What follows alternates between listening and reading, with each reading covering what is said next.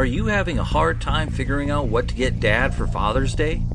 You should check out Row 1 Brand's Vintage Pictorum Gallery. They have America's best sports art. With over 7,200 historic sports prints, you're assured to find something unique for Dad this Father's Day. Instead of a boring old tie, get him a historic baseball photo taken by Henry High Sandham at the historic Polo Grounds Stadium in New York City during the 1894 Temple Cup.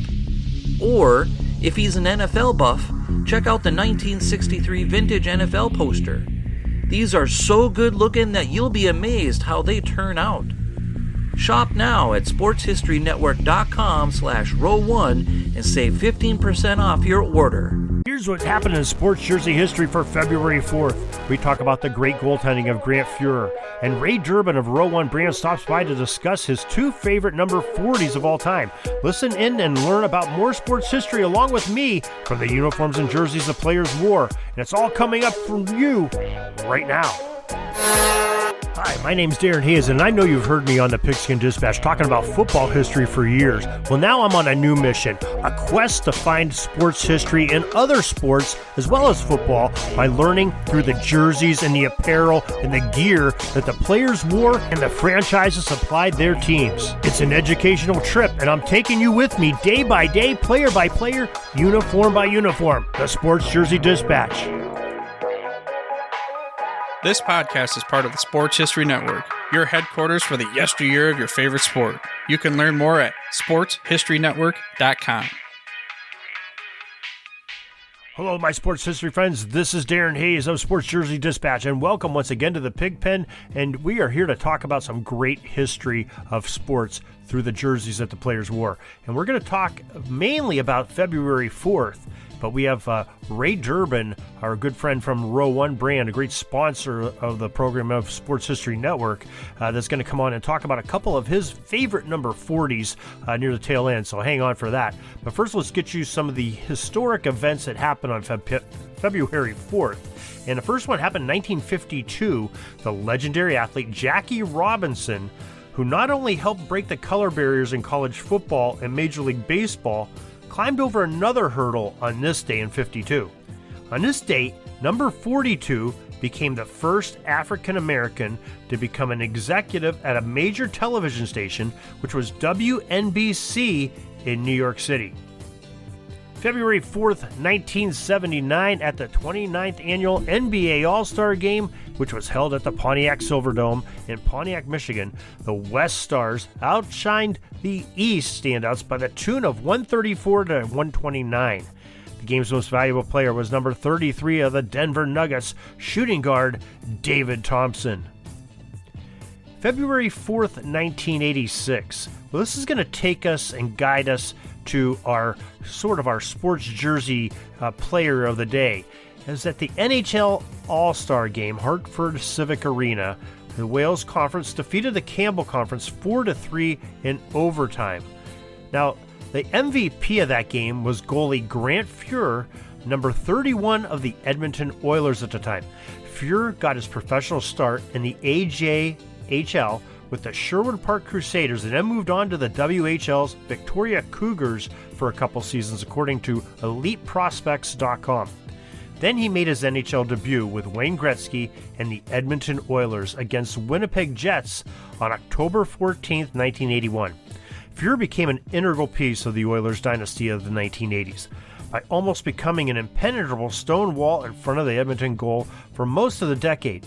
Grant was part of the Edmonton squads that won 4 Stanley Cup championships in 5 years, and it wasn't just the great ones scoring, but the defense of the Oilers' net was a big part of the team's success too. In 10 seasons, Fuhrer had 11,059 saves with the Oilers in 423 games played. His average of saving about 90% of the shots fired over his career never really wavered through much of that great career. And everything was going pretty well for the young netminder. Then, almost out of the blue, in 1989, the future Hall of Fame goalie threatened to walk away from the game at 26 years of age. At the height of his talented run, thanks to an apparent dispute with Glenn Sather and some really bad advice from his agent, Rich Winter. Much of this stemmed from Winter not getting along with Sather. Allegedly, the two had a confrontation in which they engaged in a session of shoving each other while trying to work out a new deal for Fuhrer back in 1987. And perhaps the saving grace for Edmonton, who notoriously was known to underpay their top talent, was that Rich Winter was able to secure Fuhrer a 5-year contract with Pepsi-Cola that would have seen the future Hall of Famer have his Pepsi logo on each of his pads, starting with the upcoming 1989-1990 season. The contract with Pepsi was quite a good salary supplement on paper for Fuhrer. There was one problem, though, however, with it. The NHL did not allow for individuals to have advertisings on their persons. They wanted a standard uniform on every player on the team, and this fueled the heat between Fuhrer and the Oilers even further. It drove a wedge in between them. He literally filed the retirement papers with the club, but Sather never filed them with the league offices, and eventually things settled down in the dispute. And Rob Soria on the HockeyWriters.com article of July of 2021 wrote this: after coming to this realization, it was that the NHL and not the Oilers who was prohibiting from putting on the deal with Pepsi into action, his stance softened. On October 24, 1989, it was made official that Fuhrer would be remaining with the Orange and Blue. Though his agent did him no favors with the approach he took, the fact that the situation turned into the fiasco it did was on the player. After a couple of more lukewarm seasons of contract dispute, suspension, and injury, Fuhrer was set to make his return in the crease in the 59th game of the 1990 season. It had been nearly 2 years since he was on the ice healthy. The goalie shed his normally colorful pads and wore mainly white ones to represent his clean new start. Apparently, in the background, he had been battling some demons, and now after a year of mending, he was ready to rekindle his hockey career. His comeback game against the New Jersey Devils showed he was back as the Oilers won 4-0. He ended up regaining his status as a top goalie on the squad eventually and convinced the league that he was indeed back to old form.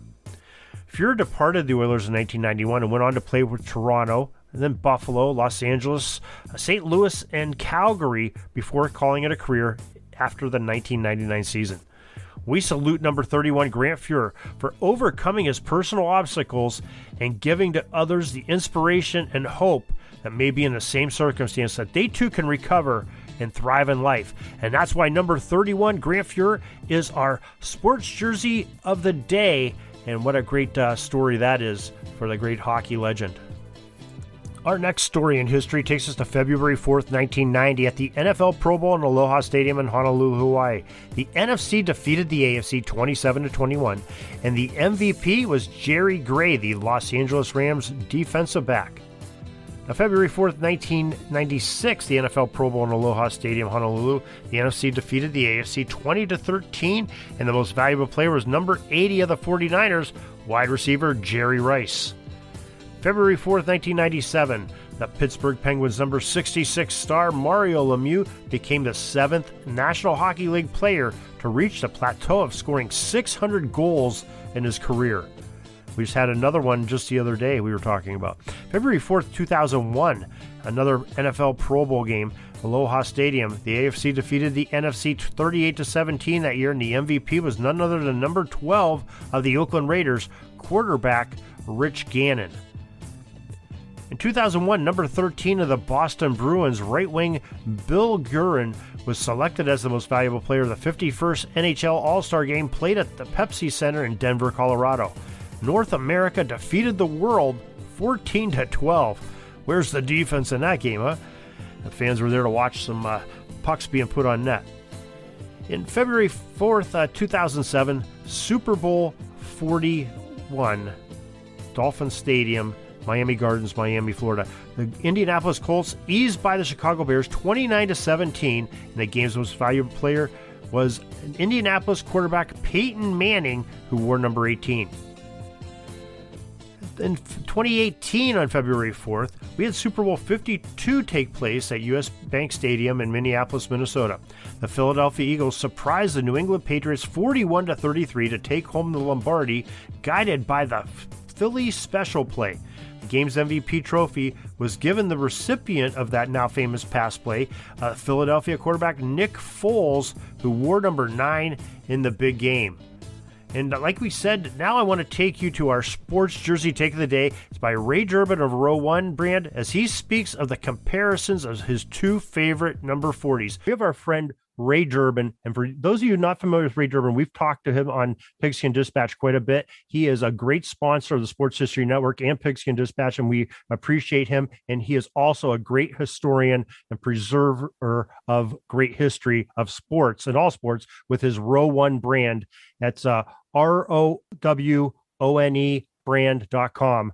Make sure you check out that website. We have some links on Pigskin Dispatch and Sports Jersey Dispatch. It'll take you to Sports History Network to get some discounts.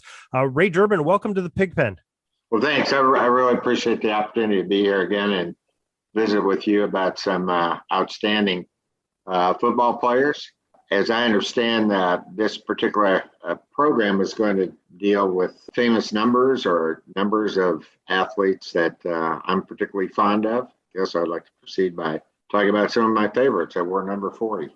Well, basically, I started out, one of my favorite players since the time I was a little kid was Elroy Crazy Legs Hearst.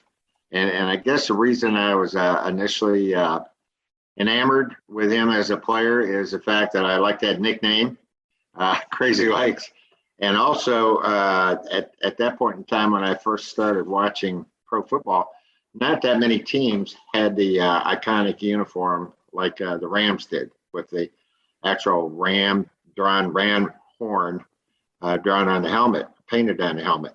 And so I was all fired up about that when the Rams would play my beloved Lions. I couldn't wait to see Norm Van Brocklin, Crazy Legs Hearst, Tom Fears against and their quarterback, either Bob Waterfield or Norm Van Brocklin, and of course Bobby Lane quarterbacking for the Lions. So I've always been intrigued by Hearst, and I, when I started looking into this a little bit to get some items of interest, I found out that you had previously, the Pigskin Dispatch had done a program on athletes who had worn number 40. I think you did a program back in May of 2021. Very interesting. I really enjoyed listening to that. This so happens in your program, you and your associate that you're interviewing, a representative of the NFL, you categorize him as Sayers as being the greatest player to ever wear number 40 Gale Sayers, and I think Elroy Hearst came in number 2. And I want to flip-flop that. Okay. Hey, that's great. I mean, that's just briefly on Elroy Crazy Legs Hearst. He was born in 1923 in Wisconsin. He was an outstanding athlete in high school, and then he attended University of Wisconsin. Freshman year, I don't think they were eligible back then when they were freshmen, but in the 1942 season, he started as a sophomore. He was all Big Ten. He led them to an 8-1-1 record. They won all their games, and the only one they lost to was University of Iowa, beat them 6-0. But in that, they had a tie against Notre Dame 7-7, and I think what was interesting, they upset the previous year's national champion Ohio State by a score of 17-7. So, and that was basically attributable to Hearst. He was all-purpose back. He punted. He ran punt and kickoffs back. He passed. I think probably at that, maybe they were running a single wing or something like that, where a lot of times a halfback or a back would throw the ball more than they do now. And he was just an excellent runner, pass receiver, everything. Now, what's interesting about Hearst, he played 1 year at the University of Wisconsin. They had a really, really good record. And then in 42 during World War II, or 43 after the 42 season, I believe, he enlisted in the Marines, and they assigned him to University of Michigan as part of their program, where they would train college graduates, and they had a program at University of Michigan. So he wound up starting for University of Michigan in that following year. What was interesting, all the sports writers and everything said that this was the government's Lend-Lease program to University of Michigan to get him over there playing for them. And he did really, really well. I think I have my years right. 42 and 43, he lettered in 4 sports: football, basketball, track, and baseball. So he's an outstanding athlete. One story was in the fall, the spring of 43, I believe, he participated in a track meet in Ann Arbor. And he had a broad jump of 24 feet, 2.25 inches or so. Then that same day, he traveled to Columbus, Ohio to pitch in a game, and he pitched a one-hitter, and Michigan beat Ohio State 5-0. So that's his background. He's just an excellent athlete. After the war, he was drafted in the first round, number 5, by the Cleveland, what was at that time the Cleveland Rams. And then this was in the 45 draft. He got out of service, I believe, in 46, but he didn't want to go to LA at that time. He wanted to play in Green Bay, but the Rams had had his contract rights. So he wound up signing with the Chicago Rockets and played a couple of years there. And so that's kind of interesting that Hearst and Gale Sayers, we'll talk about in a few minutes, they both started their professional careers in Chicago. And after Hearst played there for a couple of years, the Chicago Rockets kind of took a nosedive, where they went, the league disbanded. And so he then was picked up by the Los Angeles Rams and began his career there. He had an outstanding professional career. I'm not going to go into all the details, but both he and Sayers were on the he was on the 1950s all-decade team. He was on the all-time all-pro team. I'm talking about, both of them. He was on the 50th anniversary NFL team, 75th and 100-year. They selected the players for the all NFL team, I think, in 2019, and both of them were selected. Now, for each one, the groups, they might have 4 or 5 receivers on that team. And so how good you are in part is who you're surrounded by. And in this case, the people that were selected for that all 100-year team in terms of receivers are people like Rice, Fitzgerald, Lance Allworth. Of course, Elroy Hearst was on that for a receiver. And probably about 6 or 7 best receivers in the history of NFL, and he was selected that. After his playing career, and he set all sorts of records in the early 50s when he was playing for the Rams in terms of receiving. Back then, the Rams were kind of a high-powered offense, at that time. In 51, I think they won the the championship, NFL championship. And he just had numerous records, everything. Now, after he left the Rams, he went into sports administration. He was a general manager for the Rams for a period of time. And then he was subsequently hired as the athletic director by his alma mater, University of Wisconsin. And he spent a number of years there. The other thing interesting about Hearst is he was in business. He made movies. I think he had about 4 or 5 movies to his credit, one of which was a story about his life. And he played that role. And this was probably made in the mid-50s, so he had the acting. Now, I'd like to talk just a little bit about Sayers because they have a lot of similarities. And I wasn't aware of this. It's interesting. They were born 20 years apart. I think Hearst was born in 23. Sayers was born in 43. Roughly the same time of year. Sayers was born in May and Hearst was born in June. They both had their numbers retired in college. They were both excellent college athletes. They were really basically pretty similar in size. Hearst was 6'2", 190 pounds, and Sayers was 6 feet, 198 pounds. Like me, he probably ate a few more chocolate chip cookies than Hearst, so was able to put on a little more weight. But they're both really great players. The other thing I found very interesting was some of their similarities. They were both drafted by the NFL in the first round. And Hearst was drafted number 5 that year in 45.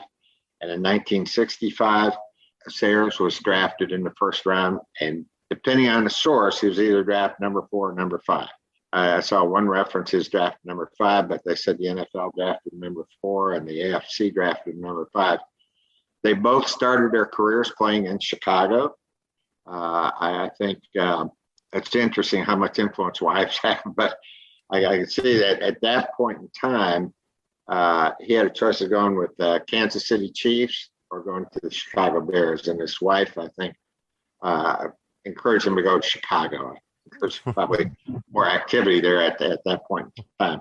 The other interesting thing about him, that the similarities, I think I indicated, maybe if I already covered this, they were both football players and they both were track athletes, pretty good. And they both engaged in broad jump. And I think I gave that figure of Hearst at a meet, had a broad jump of 24 feet, 2 1/4 inches. About 20 years later, or wouldn't have been 20 years later, but when Sayers was in high school, he set the Kansas high school record for broad jump, and it was 24 feet, like 10 inches or so. So they're both really gifted athletes. Of course, Sayers, his career was kind of cut short. I didn't realize it was as brief as it was, only about 7 years, and part of that time he was injured, but just the records that Sayers set. The other thing that struck me about Sayers, of course, I watched him and that, but his yardage rushing was almost identical, real close to the yardage he gained in kickoff and punt returns. It's just real dangerous runner. I think I mentioned the fact that he played at University of Kansas, and I saw him play one time in person against Oklahoma, and all the fans rooting for Oklahoma, they were just on pins and needles every time a ball came anywhere close to him. And one year they upset Oklahoma because he returned a kickoff 93 yards, the opening kickoff. He returned it 93 yards. George Halas said he was probably the best back that he had ever seen, or ranked up there with all the great backs that he coached, like Red Grange and all. He was just really high on Gale Sayers. And again, it's unfortunate he didn't play a longer period of time. The other thing about Gale Sayers and Hearst, a lot of similarities. They both had head injuries while they were playing. Now, I know that sounds like kind of trite because a lot of players have head injuries, but that they were relatively significant. I think Sayers was probably due to more of a repeated, concussive effect of being tackled so much and all that kind of stuff. Hearst got kicked in the head one time, and they had to make a special helmet for him. So going through, I know that sounds kind of trite, like you could say, well, they both wore shoulder pads, but it is kind of interesting that they both had significant head injuries, so much so that, they think Gale Sayers later suffered from dementia due to his head injuries, while Hearst they had to make him a special helmet. The other thing that's interesting about them, they're both really bright individuals. They both, after their playing career in the NFL, after having their numbers retired, they both got involved in sports administration. I think I talked about Hearst winding up athletic director at Wisconsin. Sayers started out as an assistant athletic director at Kansas, his alma mater, and then he became the athletic director for Southern Illinois for a period of about 8 years or so. And then he went into business and had a very successful company, computer support company. Another interesting thing is the fact that they did have some relationship to movies, that kind of stuff. We talked about Hearst being involved in some acting out in Hollywood, but also Gale Sayers was sort of involved in that story about Brian Piccolo, made for TV thing. And my understanding from your program earlier was that maybe they based that on Sayers' book that he had written about or maybe, yeah, I think they did. That could be the story of my life too. I come third behind my dog and my wife, grandson. But no, it's interesting. I think he said he put God first and in his family and friends. Yep. And he came third, something like that. Exactly right. That's exactly what he said. Good human being. But that kind of some of the information surrounding why I particularly like the number 40 as a football jersey number. Well, Ray, that was, great insight, great knowledge and research on both those men. And I'd never realized the comparisons till you brought them up tonight. That's extremely interesting. Their size and their careers sort of had a parallel trajectory 20 years apart. Right. But I also want to mention on your Row One brand Pictorum Gallery, you preserve the history of both these men on the Pictorum Gallery, and maybe you could tell us a little bit about those pieces of art you have. Well, I think we have some photographic art of Gale Sayers, and also there's a artwork involving Elroy Hearst, which is in the form of a diagram of him on the cover of a book called or a little pamphlet that was put out by a company out there in California. And it just so happens he's on the cover of publication number 1. But the name of this is The Fine Points of Football Offense. And it's an interesting cover. It shows him running and catching a ball. And of course, he was an outstanding receiver for his time. They said he was able to, sort of like Willie Mays in that famous catch he made where he caught it over his head, over the shoulder catch. They said that was just par for the course for Crazy Legs Hearst. He wouldn't look from side to side or turn his head or anything. He'd just take off down the field, and either Norm Van Brocklin or Waterfield would throw him a ball, and he would tilt his head back and try to see the ball coming over, and then he would run to it. They'd throw it straight, and he'd tilt his head back and try to find the ball and just keep running.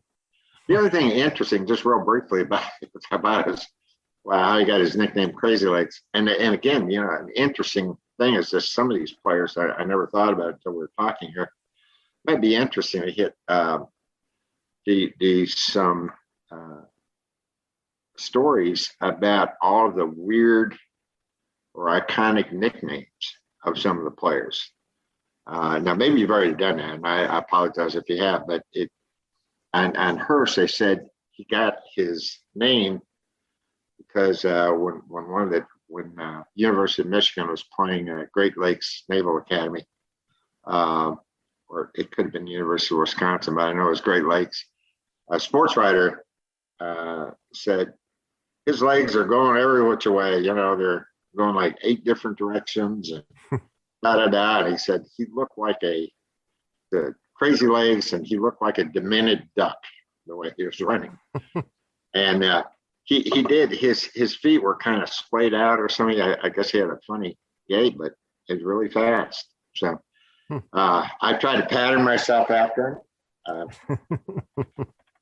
But someone said his father also said what he would do, he would run and skip to school when he was a kid. He would run all the way to school and skip and run. And the sidewalks, he'd try to cross his legs over as he was running because he thought that would make him more elusive. So whatever he did, it worked. It did work. So I guess as far as number 40, that's about all I can offer.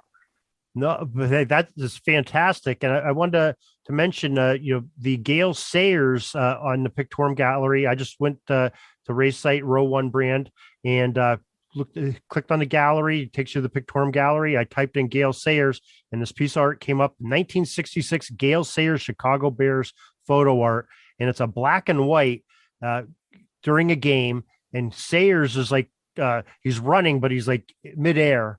And he's got a lineman, trying to throw a low block on it looks like it might be the Lions in this photo too.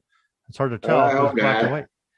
And so maybe that's one of the games that you were watching as a youngster when you're watching Sayers. Right. So, but he's floating in air with an official in the background. It's a great piece of art. Look great on anybody's wall or coffee cup or shower curtain or whatever you want to do. Ray can help you out there. And we have links on the Sports Jersey Dispatch podcast website and on Pigskin Dispatch and also sportshistorynetwork.com. And Ray is generous if you go through one of those links to give a discount on anything you buy on that Pictorium gallery. So make sure you take advantage of that by putting in the code SHN15. So Ray Durbin, we appreciate you coming on. We appreciate your preservation of sports and for supporting us here on the podcast and the Sports History Network. And appreciate your time today. I appreciate the opportunity. I always enjoy listening to your programs and listening to you. Well, that was a great comparison by Ray. I never realized how much those two were alike. Some great job by Ray Durbin. Make sure to check him out, Row One Brand. We have links to it on the sides, left sides of both Pigskin Dispatch and Sports Jersey Dispatch, and also on Sports History Network. Check out Ray's great wares that he has, Row One Brand.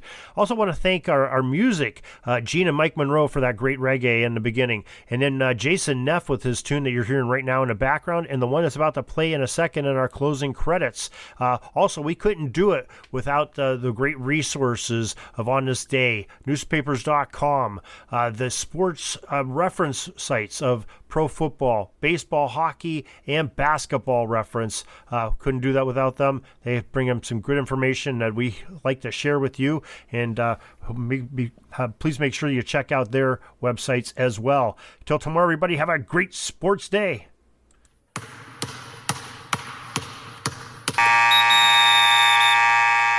We're dribbling around and see the shot clock's almost out, so we got to put up our shot and come back tomorrow for some more great sports history. We invite you to check out our websites, jerseydispatch.com and pigskindispatch.com. Not only see the daily sports history, but to experience the preservation of great events and people that play the games. Find us on Pigskin Dispatch. It's also on social media outlets of Facebook, Twitter, Instagram, and don't forget the Pigskin Dispatch YouTube channel to get all your daily sports history. Pigskin Dispatch is happy to be associated with the Sports History Network, the sports headquarters of yesteryear, found at sportshistorynetwork.com. This podcast is part of the Sports History Network, your headquarters for the yesteryear of your favorite sport. You can learn more at sportshistorynetwork.com.